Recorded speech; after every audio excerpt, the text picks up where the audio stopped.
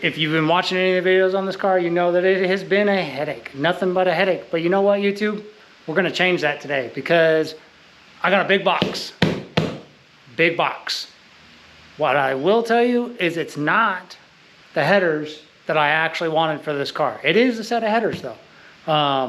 The ones I want for this car have been on back order and were supposed to ship 3 weeks ago and are still on back order with no estimated ship date. So I said, what the hell? Let's get something a little bit different. Let's take a different approach. So let me get the camera propped up over here. We'll get this box ripped open and I'll show you what I got and find out all the new problems we're gonna have because I'm changing it up again. Surprise, surprise.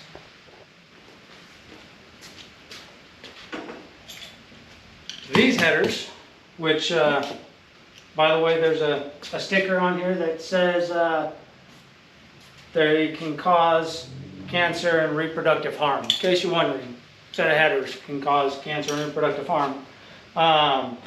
These headers were in stock, so I didn't have to wait forever on them. And since my other ones are on back order, which I kept the order on those, even though I got a different set of headers, because I don't know if these are actually going to work. But we're gonna make a go of it. But I was able to get these in from Speedway in 3 days. I ordered these on Tuesday, 2 days. Ordered them on Tuesday and got them yesterday. So, oh no, that'd be 3 days. I think I ordered them I think it was Tuesday night when I ordered them. Whatever.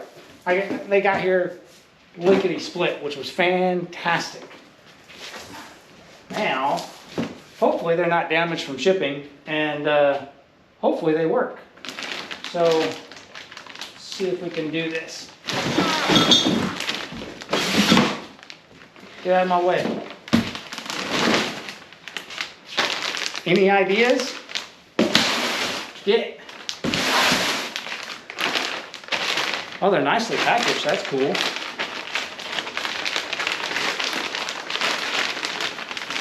Oh, there's a tear. Found a tear. Get open. Yeah, you figured it out, didn't you? You know what I've got in my hand. I hope so. You know, there's shorty headers. Well, there's manifolds, exhaust manifolds, factory style. There's log manifolds, you know, short rams. Then there's shorty headers and block huggers. Then there's chassis headers. And then if you really want to be the cool kid on the block, you run fenderwell headers. Oh, look at that. That's going to be freaking cool. The real question is, how do we get them in here?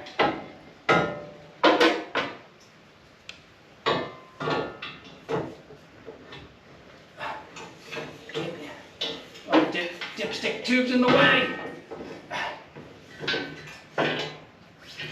Alright, you stay. Alright, give me a second. Alright, so what these are Chevy II specific fenderwell headers that are probably up over the dipstick. Although I don't, oh, there we go. Oh, I got a couple of header bolts already out. Son of a... The game continues. I already found the first problem. Son of a gun. So the header is hitting the shift tab on the bottom of the column, because I am trying to keep this a column shift car, but we may have to go away from that. I can take this tab off and reclock it, so we'll see about doing that. But let me give you a closer look at what's going on there. Hold on. All right, so what we've got is, got the header kind of in here where it goes, and when I bring it up into place, you can see right there that the header needs to go back about 3/4 of an inch, and that shift tab is right there against the number 7 primary tube. So I'm going to take that shift tab, take it off the column for now, get the header mounted, and see if we can put that in a different position, because we still have to figure out the linkage between the shifter and the transmission down there. Since I haven't done that, which I didn't do on purpose because I knew it was going to be something that had to work around the headers. So yeah, let me get that off there, and we'll finish bolting up this header and see if we have any other new issues. All right, attempt number 2 to get this guy in here. Do a little twisty.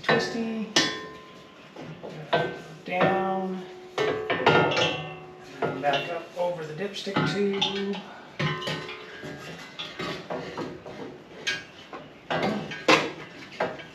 How did I get that in there before? Oh, there we go. Got it.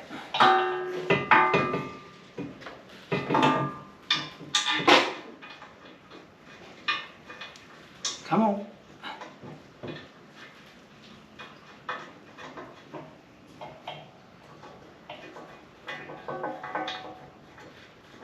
Oh, fender well headers are so cool. You know, I've never actually had a set of fender well headers on anything before. This is my first set of fender wells. I wasn't planning to run fender wells on this car, as I've made clear. What are we up against?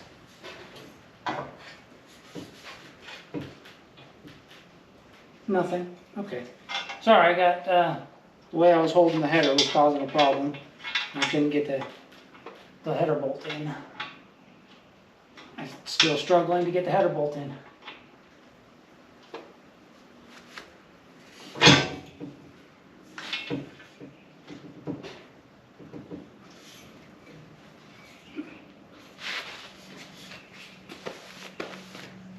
Hot damn! It's in there. We have a fender well header. It's installed, and assuming I can get the shift linkage sorted out, this is going to solve a lot of problems. I know what you're thinking. What about the inner fender, right? All that work to make the inner fenders pseudo fit? Yeah, we're going to have to cut them. Oh well.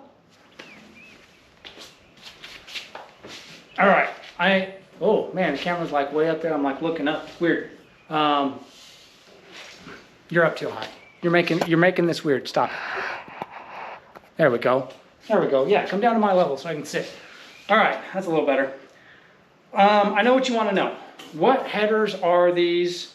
Obviously, I mentioned that they were from Speedway. This is actually Speedway's branded header, which looks surprisingly a lot like a Doug's header, but I won't say that Doug's makes them, because it doesn't say. Someone out there probably knows, but I don't. It is a fender well header that is made specifically for 62 to 67 Chevy IIs. There's probably other applications that it might work in. I can't tell you. That's on you if you want to try it on something else. The clearances they work with this Heidts front end with the down bar, which means they probably work with any of the similar kits that use a similar type setup. The clearance to the down bar over here on the driver's side is probably about 2 inches to the closest tube, which is this rear tube.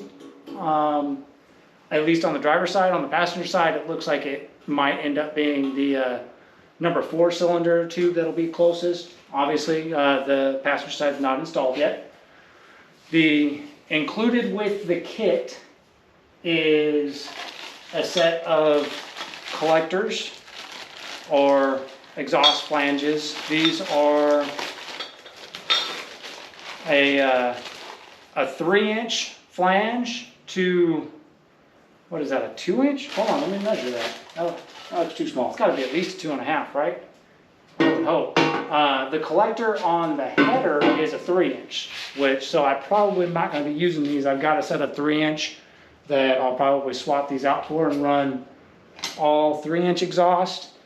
But we'll see. That's TBD. Collector goes to, it's a 2.5. Well, 2 3/8, 2 1/4, or something like that. It's so 2.5-inch tubing will slip over the top of it. Hey, you don't go in that door. There we go. So it comes with a pair of the collectors, if it's what you want to run, and it does come with hardware for the collectors. So that's a good combination of stuff right there. But that's not all. It comes with more. A set of gaskets for the collectors. It comes with a complete set of header bolts, brand new in the package. Surprise, surprise, right? But a complete set of it's probably a black oxide coating that's on there, but you know, typical header bolts. And it includes a set of header gaskets. They unfortunately they're not the style I would have liked to have seen. I'm very much prefer the style where the end bolt hole is not a complete hole, but is notched on one side so that you can slide the gasket in after the 2 end bolts are in place. But you can always, you know, modify this one to be installable in that manner. One thing I can say about the shipping is the extras that come with the headers were thrown in the box, which for all of those bits, not a big deal. For the actual header gasket to the block, apparently it was under a flange of the header, and it's got a bit of a kink in it right here. I don't know if you can see it. Let's see if I can get it a little closer so you can see it. I don't know. Maybe you'll notice it, maybe you won't. Not a big deal.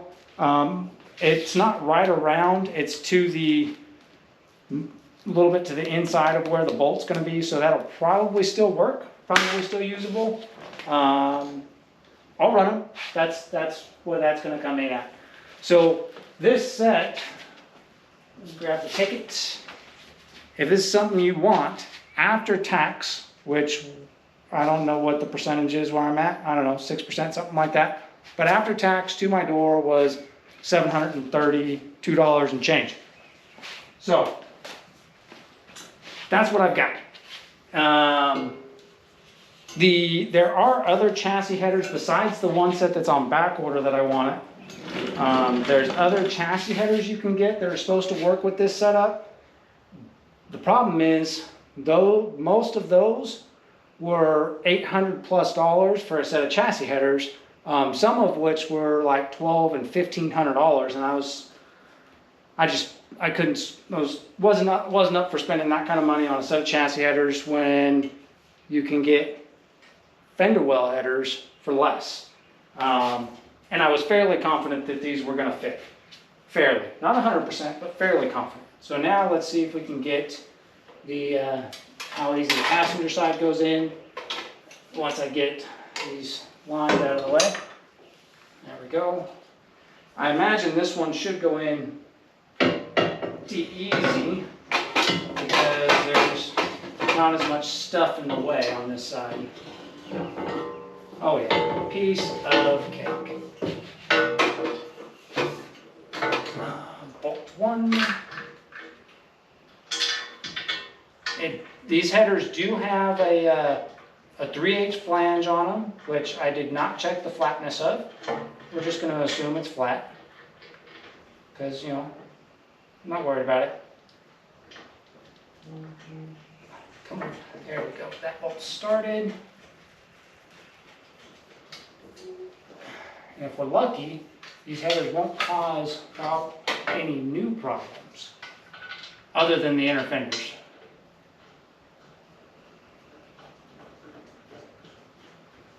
Heater hose lines are going to be a problem. I'll show you here in just a second.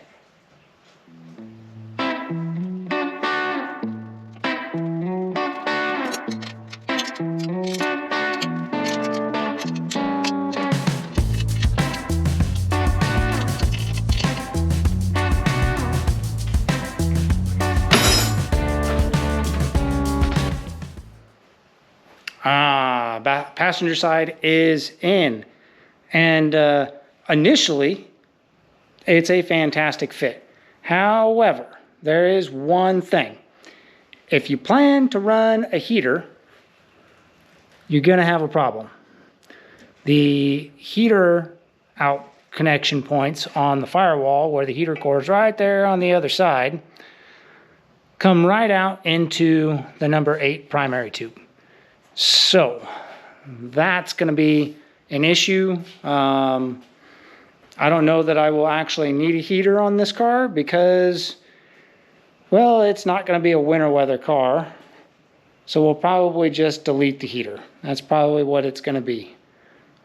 Other than that, overall, our clearances are tight to the firewall right here. So this tube might get a little bit of a ding to give a little bit more air room right there.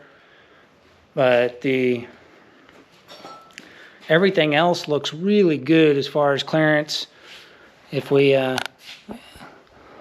you look up in here, the clearance around the steering column is going to be great. Same on this side, other than those heater hose lines. Clearances all look really good. No issues. Primary tubes, we got 2-finger gap right here. It's probably an inch and a quarter. That's our tightest clearance on this side. How about on the firewall? The firewall on this side's probably good. We got a 1/4 inch right in there to the firewall. Underneath, our collector is right there. You can see that's probably about a 2-finger gap above the collector. What's the driver's side collector situation look like? It's a little tighter up under there. It's probably a finger. That still should be sufficient. So, fender well headers for the win. All right, that's going to do it for this go around. I'm stoked. I've got headers that are going to work. I've got a bunch more work now cut out for me because I've got to rework the inner fenders. We're going to end up deleting the heater, which means I'm probably going to do absolutely nothing to it other than leave it right where it's at and just not hook it up. But I can now run fuel lines. I can hook up the trans linkage. I can run the brake lines. We can put the front end together. We can start on the electrical. This car can actually make forward progress. As you saw in the last video on this car, the front motor mounts have already been reworked, and that's not creating any issues with the headers. I can go ahead and cancel the back order on the other chassis headers that I was going to run, which are also made by Speedway. They're part of their G-Comp line. It's a chassis header for their G-Comp front clip, which looked like it should work on this, and I was hoping to get to test those, but since they're on back order with no projection, who knows? But if you wanted to know, or if you're interested in running a fender well header on a Heidts front end or a Heidts style Mustang II front end, they will fit. And, oh, hold on, I got one more thing to show you. Don't go away just yet. I did just remember that we need to look at the steering, which obviously we know that there's room for days to run the intermediate shaft now for the steering. That's not the part of the steering that we got to look at. We got to look at the scrub angle, or not the scrub angle, but the rotation angle of the tire with compression on the suspension, and make sure that we've got plenty of clearance. With what I have on here, it looks like it's going to be pretty good, but that's going to be coming up in an upcoming video, so be sure, if that's something you want to know about, we'll get into the tire size and what kind of clearances I have and how all that's going to work and make sure that it's going to work. But I'm going to tell you what, at a glance, I'm fairly confident that we're going to clear on that and we're going to be good, and it's just going to be a matter of slamming this front end back together and putting this car back on the road. Hopefully not more than a few weeks to a month from now, we'll be able to have this car out there driving off, going to some event somewhere. So with all that said, we will see you guys on the next one. Don't forget to go down there, hit that subscribe and that like button. Do me a favor, leave me a comment as well. Tell me what you think. Are fender well headers worth it? Not worth it? Should I have waited for the chassis headers? I want to know what your opinions are, but I'm not going to change it. It's staying with the fender well headers because fender well headers are freaking cool, and that's that.